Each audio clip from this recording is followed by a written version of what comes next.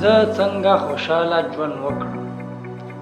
ډېر خلک د دې جملې د وجې نه پریشانه وي چې هغه د ځان دپاره یو د خوشحالۍ ژوند ولټوي او په آرام او سکون سره زندگی تیره کړي.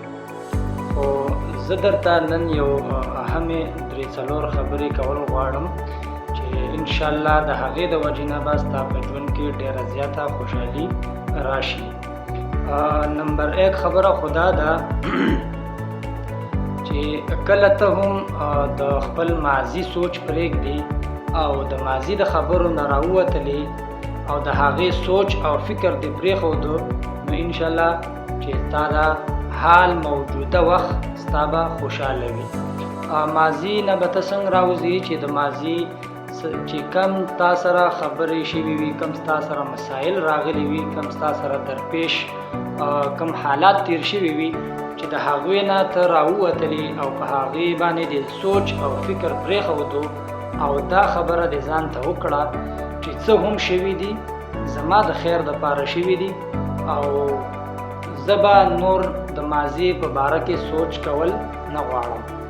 نو که همدا خبره دې په ځان باندې اپلای کړه نو ستا نیم ټینشن ستا نیم سوچ دا به ختم شي. او دویم خبره دا ده چې ته کله د مستقبل سوچ پرېږدې چې په مستقبل کې به زما سره څه کېږي څه به نه کېږي، محنت به ورته کې، جدوجهد به کې، کوشش به کې، خو نتیجه به په الله باندې پرېږدې چې څه هم راکوي نو زما د سوچ نه به بهترین راکوي.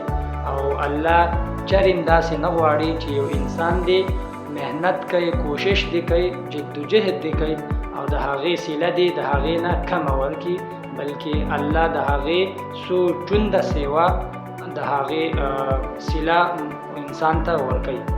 نو که د مستقبل په سوچ باندې اخته وي چې څه به راسره کېږي او که دا کار شروع کم نو کېږي به نه به کېږي، په دې باندې موږ ویډیو هم جوړه کړې وه.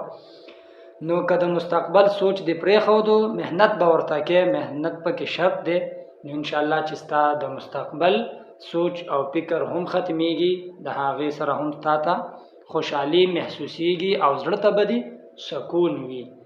او چې کم دا موجوده وخت دی حال چې ورته وایي، په دې دې د الله نه شکر ویستو او په دې څه چې هم دي په دې دې د الله شکر ویستو، نو ستا د خوشحالۍ راتلونکې موقع ده او ستا خفګان، ستا سوچونه، ستا فکرونه هغه ختمېدو کې دي.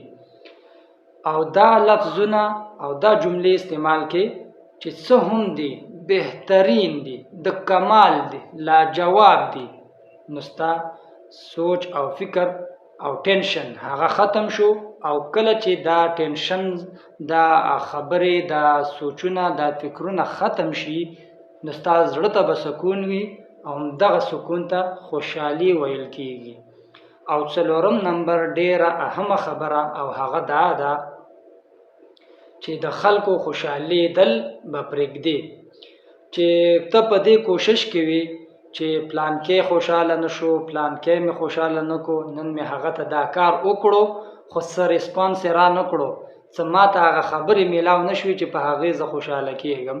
نو خبره واوره چې خلک په هیڅ کله نه خوشحالېږي. که ته ورته دا ځان مړ هم کې نو دا خلک ستا نه خوشحاله کېږي، بلکې تا پورې به الټه خبرې کول غواړي.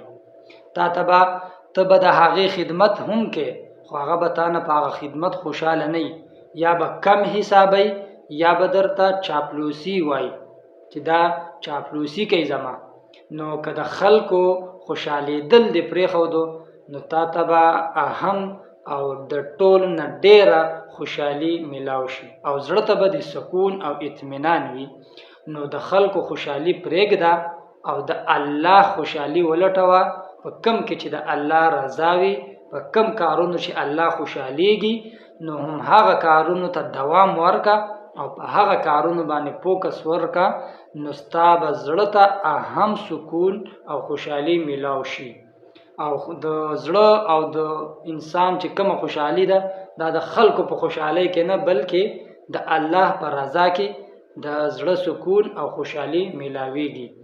نو که دا خبرې درته ګټورې وي نو ویډیو در سره لایک کړئ او د خپلو د نورو ملګرو سره شریکه کړئ او زموږ چینل در سره سبسکرایب کړئ. مننه.